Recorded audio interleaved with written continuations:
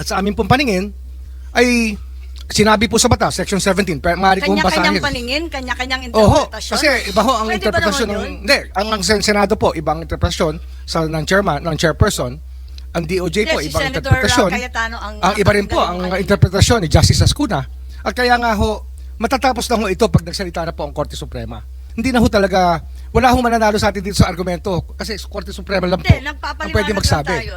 Kahit magdamag po tayo rito, hindi ho magbabago ang paningin nyo at hindi ho magbabago ang paningin ko. Very clear na hindi naman na hinihingi ang surrender. Ang hinihingi lang nila is extradition with a view to extradition. Yung nga ho, So sana extradition will fail, sir.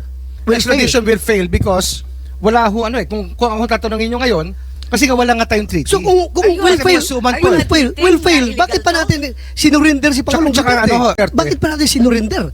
Bakit pa natin Kasi yun po yung sinasabi ng Duterte? batas eh. May surrender. May Yun po yung surrender. sinasabi. Opo. Ayun, that's what the law says. The law may be harsh, but it is the law.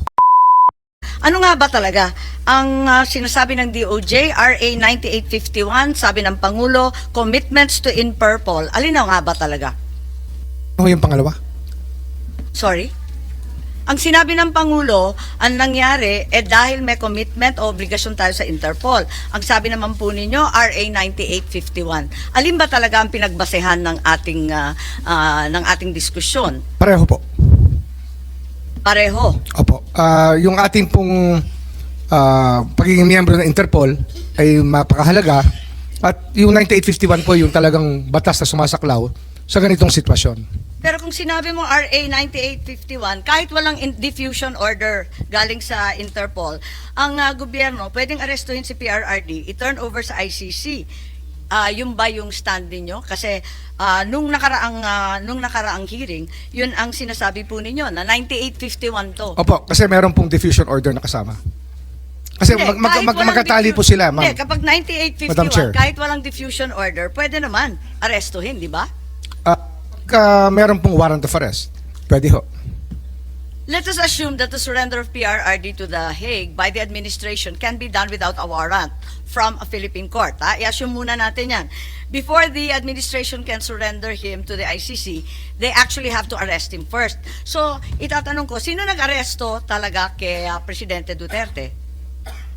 Ano po, ang authorities po natin ang umaresto in pursuant to the diffusion order and the warrant of arrest issued by the ICC. So, balik na naman tayo As given to the Interpol, the PCTC. balik na naman tayo sa diffusion order. Wala na naman si RA 9851. Nakakalito po papalit-palit po tayo. Ano ho yan magkatali po sila, hindi ho pwedeng paghiwalayin yung dalawa. Hindi ko hinihiwalay. Tinatanong ko lang kung alin ba talaga. Kasi magulo yun. Ang dami-dami ninyong pinagbabasehan. Kaya nga dito ho kasi hindi tayo matatapos sa pangungusap dito sapagkat ang talagang pwede hong magsabi sa atin ng tama ay ang Korte Suprema. At kaya nga Hindi, kahit simple na ayaw lang- po natin sabihin, pero ito po talaga ang pinag-uusapan dito po sa mga petisyon na final ng pamilya ni former President Duterte sa Korte Suprema. Hindi, simple lang tanong ko yung proseso, no? So, siguro tanungin natin sa PCTC, who ordered the arrest and ordered the PNP to mobilize? Nung natanggap ninyo, hindi, gusto lang namin maintindihan step by step, hindi masyadong maliwanag sa amin Madam Chair, ulitin ko po yung aking mga nasabi ng nakaraan. Ang diffusion po ay dumating ng alas 3 ng umaga. It arrived at 3 a.m. in the morning. So I disseminated the diffusion to our concerned law enforcement agencies. And so, Sino doon? Sino doon ang ang ating pong sinabihan? mga kasama sa law enforcement agencies ay ang So, Philippine from the National PCTC, Police. saan po pumunta? Philippine National Police po. Sino Ang, sa PNP? Ang binigyan ko po ng notice ay ang Chief of Philippine National Police. Okay, si General Marbil. Ang ating pong National Bureau of Investigation, ang Yes. NBI po.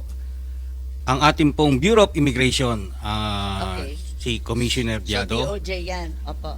Ang ating pong Department of Justice, sinabihan ko rin po. Okay.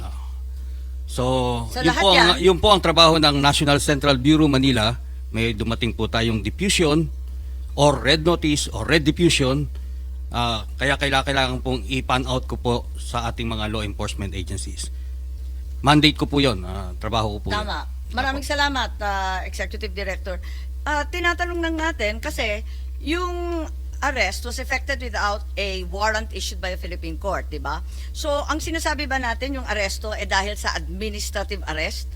Kasi, yun nga, sa extradition, there's a warrant issued by a foreign court and there's still a need to go to the local court. So, surrender under 9851, does it authorize an administrative arrest? Ang narinig lang natin, babalik talaga sa korteng lokal. Paano ba yun? Ano ba ang nangyari? Ano ho yan eh? Administrative arrest ba Kasi yan? ito po kasi, it's a case of first impression. Ngayon lang po nasubukan o lumabas yung kahalagahan ng provision ng Section 17 ng 9851. Wala ho tayong record dito na kung anong tama dati, anong tama ngayon, anong tama bukas. Ito po ay sumasanda lang sa paningin po na nagpapatupad ng batas. At sa aming pong paningin ay sinabi po sa batas, Section 17, pero maaari kong basahin. Kanya-kanyang paningin, kanya-kanyang Oho, interpretasyon. kasi iba ho ang Pwede ba interpretasyon naman ng... yun? Hindi, ang Senado po, ibang interpretasyon ng chairman, ng chairperson. Ang DOJ po, Yes, si ibang Senator interpretasyon. Cayetano ang Iba rin po ang kanina. interpretasyon ni Justice Ascuna. At kaya nga ho, matatapos lang ho ito pag nagsalita na po ang Korte Suprema. Hindi na ho talaga, wala ho mananalo sa atin dito sa argumento. Kasi Korte Suprema lang po Hindi, ang nagpapaliwanag pwede lang magsabi. tayo. Inaalam Opo. ko lang. Kung Kasi ano talagang- ito case of first impression ma'am, Madam Chair. This is a case of first impression. Pero naiiba ang administrative arrest at saka yung tinatawag na judicial, di ba? With an ICC warrant, then sa extradition case, there's also a warrant issued by a foreign court, pero pinipilit pa rin na local court pa rin ang mag-e-enforce. Kaya hindi ko masyado naintindihan dahil pati yung Yusek Castro sabi, ang bayan daw, hindi daw tatanggapin si PRRD kahit palayain ng ICC. So, why would the Philippines recognize an ICC warrant if it doesn't recognize ICC jurisdiction? Ano ho Ano ba yan talaga yan? Yung Warrant administrative over o the hindi? individual po yan, hindi naman sa estado natin Na isa warrant issued against an individual, not against our state, not against the Philippine government. Wala naman nagsasabi na talagang against the state. Ang sinasabi ko lang, ang higpit din. Miski ng administrative arrest, alam natin yan. May bagong kaso, 2023, binanggit na Attorney Medina, yun na kaso sa immigration. Ang liwaliwanag, 8 ang guidelines. So, mabigat-bigat yan. Hindi naman na isatupad kasi babalik nga sa korteng lokal. So, nagtataka ako kung ano nga bang klaseng aresto to? Ang masasabi ko ho dito talaga, kasi nga, ito nga yung saklaw ng pinag-uusapan sa Korte Suprema. Kaya sa akin po, mas gugustuhin kong intayin ang magiging hatol ng Korte Suprema sa issue. Hindi ho natin, kahit magdamag po tayo rito, hindi ho magbabago ang paningin nyo at hindi ho magbabago ang paningin ko. Andito rin yung... Madam Chair, if I may? yes, Senator Bato, please. I just would like to remind the Secretary of Justice that we are not here to determine kung sinong tama, kayo ang tama or kami ang tama. We are here para malaman yung katotohanan. Because somewhere along the way, alam namin may nagsisinungaling. Kaya gusto namin malaman kung anong tama. Ay, hindi po kami nagsasabi na tama kami. Tama si Justice Ascuna, tama po kayo. Yung katotohanan lang po ang ating kinukuha dito. So, Madam Chair, if I may, yung very clear man dito sa diffusion coming from ICC. Sinabi dito, action to be taken, locate and arrest with a view to extradition.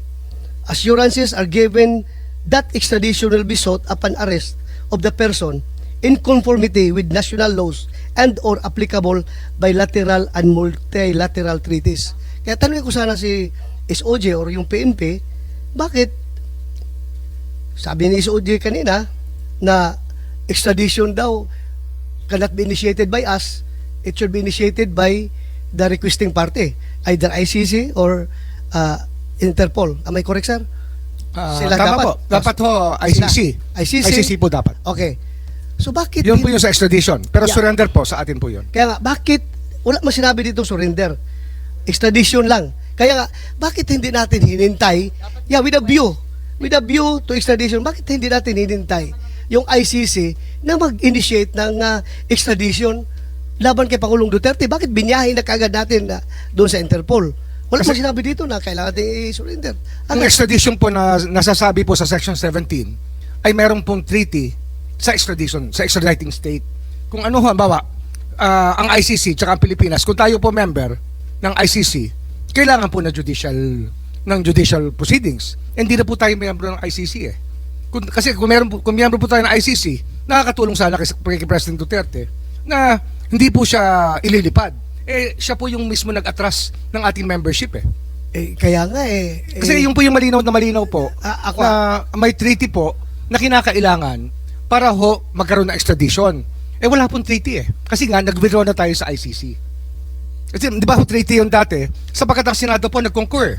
Nag-concur po sila sa treaty. But unilaterally it was withdrawn by the President. Kaya po pero ang sir, nangyari dyan, pero sir, ito, very clear man ito, sir. Ako hindi ako abogado, ikaw abogado ka ha. Pero ako, I just don't want to be emotional about everything. Gusto ko lang talagang para malaman natin itong totoo dito. Ito, very clear na hindi naman na hinihingi ang surrender. Ang hinihingi lang nila is extradition with a view to extradition. yung nga ho, So, sana extradition will fail, sir. Will Extradition will fail because wala ho kung ako tatanungin nyo ngayon, kasi nga wala nga tayong treaty. So kung Ayun, will kasi fail, masuman po. will fail, Illegal bakit pa to? natin sinurinder si Pangulong Tsaka Duterte? ano ho, yung extradition po nakalagay sa batas, state party po ang isa pong tinitingnan natin. Bansa po ang sinasabi sa Section 17. Kung yung Sir, mga koma nga, Sir, mga koma, nanggagaling ito sa ICC, itong papel Hindi, ito. pero yung sa Section Galing. 17 nga, yung ating batas nga, sinasabi nga, dahil sa mga koma na yan, ay ang mahalaga, state party po ang mag-a-apply ng extradition. Eh wala ho tayong treaty sa state party o sa ICC kasi nga, inatras po ng So President bakit Duterte. pa natin sinurinder? Bakit pa natin Kasi yun po yung sinurinder sinasabi Pangulong ng batas Duterte? eh. May surrender. May Yun po yung surrender. sinasabi. Opo. Ayun, that's what the law says. The law may be harsh, but it is the law. Ay, nako. Very clear man ito, sir. Extradition lang ang Yun lang pinakuan. naman, at, Bakit tayo pinilit na surrender? Hindi man lang naghintay for a request. ICC. Kung di ho tayo umatras sa ICC, kung di ho inatras ni President Duterte yung ating membership sa ICC, talagang extradition po O so lalabas kung dyan. umatras na tayo sa ICC, bakit pa kailangan Nawala ho yung treaty natin. Kailangan pa natin i-surrender. Nawala ho Bakit yung agreement natin, sir. O sir, kaya nga sir, bakit pa natin sinurrender? Kasi wala naman tayo, to start with, wala na tayong room statute na Yun po yung option. babasihan dahil wala na tayong, hindi na tayong membro. Bakit pa natin sinurrender? Mr. Para sa Senator, purpose. Mr. Senator, yun po yung option na binibigay ng batas sa authorities, sa amin po, sa amin pong departamento at sa ating pong executive department. Malinaw po yun. Ang surrender po ay isang option na pwedeng gawin. Pero hindi yun ang hiningi ng Interpol. Maliwanag yun, hindi po ba? Hindi kasi- Dahil hindi nandyan yun- sa binabasa natin, doon sa diffusion order with a view to extradition, di ba? At yun lang. Hindi pa nga dumating yung request, wala pa rin yung assurance that extradition will be sought. Hindi nga ho All maaaring that, was indicated was with a view to extradition. Hindi So, yung aandar ang extradition sapagkat hindi nga tayo, Dinagdagan na ninyo wala na lahat tayong ng treaty mga- with ICC eh. Nawala na nga yung ating membership. Kaya wala na hong extradition na route. Ang nangyari po, surrender route na lang po ang naiwan. Madam Chair. Kung di ho nag-withdraw si President Duterte, wala ho tayong naging problema. O kung wala na tayong treaty, locate and arrest with a view to extradition. Hindi mo magawa ang extradition dahil wala na tayong treaty, di ba? So hanggang arrest lang tayo. Bakit mo binahe? Pwede mo namang isurrender dito sa local courts natin. Ipakulong mo dito sa Pasay. So, ang maliwanag. Bakit mo pa sinurrender? Yun po yung yun ang best judgment namin. Yun po ang tingin namin ina-admit na mabuti po tayo. sa ating bansa. Mabuti. Yun po yung aming paningin, ang pinakamabuting gawin under the circumstances for our country. Yun po ang aming tingin, ang tama namin ginawa. Para nakakabigla naman dahil sinasabi ninyo, wala na nga tayong ICC, di wala tayong obligasyon. Hindi, pero yung Dinagdagan na lang ninyo. ma'am, yung extradition kasi, pumapasok yan dahil membro tayo ng ICC. Dahil nawala tayo sa ICC, wala na tayong option sa extradition. Kasi tayo mismo nag-withdraw nawala tayong treaty natin. Kaya sumugal tayo sa surrender. Kaya yun talaga, yun ang naging Pero, best judgment namin. ang sugal na yon, hindi nagsasaad na may obligasyon ng Pilipinas. Walang obligasyon talaga. Hindi, ano ho ito eh. Ang obligasyon ito to the rest of humanity eh. Wala na nga ang Yun nga ho yun extradition. eh. Kasi Eh, yung ano pa sinusunod po obligasyon? natin, yung ating international humanitarian law na 9851. That is contained in Republic Act 9851, Section 17 pa rin po. Babalik ho tayo rin muli.